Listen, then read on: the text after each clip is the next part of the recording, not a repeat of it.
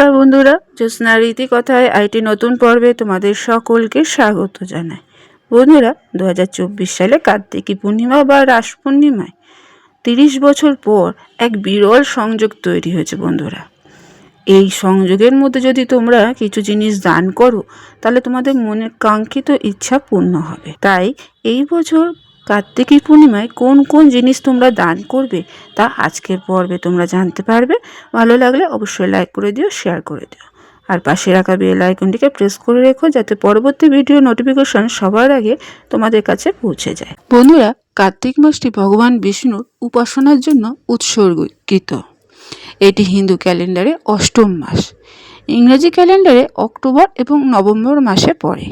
এই মাসের অধিপতি হলেন কার্তিকেয়, তাই একে কার্তিক মাস বলা হয়।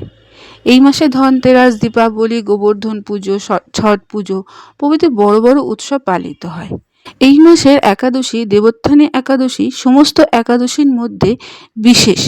এই দিনে ভগবান বিষ্ণু 4 মাস যোগনিদ্রার পর জেগে ওঠেন, তাই এর পরেই চতুর্মাস শেষ হয়। ক্যালেন্ডার অনুসারে এই বছর অর্থাৎ 2024 সালে কার্তিকী পূর্ণিমা 15ই নভেম্বর পালিত হবে। এই পূর্ণিমা 30 বছর পর যশ রাজযোগ গঠিত হচ্ছে, যা খুবই উপকারী।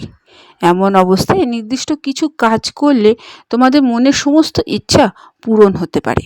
বন্ধুরা, কার্তিকী পূর্ণিমা তিথি 15ই নভেম্বর সকাল 6টা 19 মিনিটে শুরু হচ্ছে এবং 16ই নভেম্বর রাত 2:58 শেষ হচ্ছে।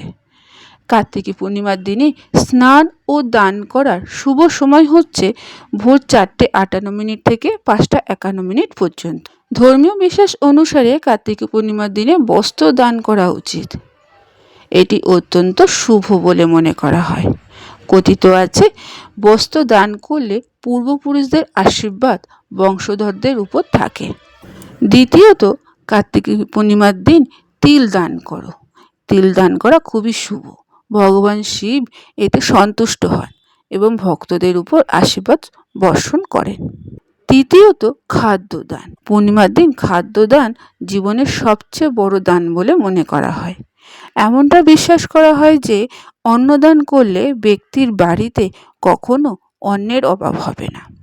তাই কার্তিকী পূর্ণিমার দিন অবশ্যই এই 3টি দ্রব্য দান করো, তোমাদের জীবন খুবই ভালো কাটবে। আজকের পর্বটি এখানে আমি শেষ করলাম। এতক্ষণ আমার চ্যানেলটির পাশে থাকার জন্য এবং ভিডিওটি দেখার জন্য তোমাদেরকে অসংখ্য ধন্যবাদ।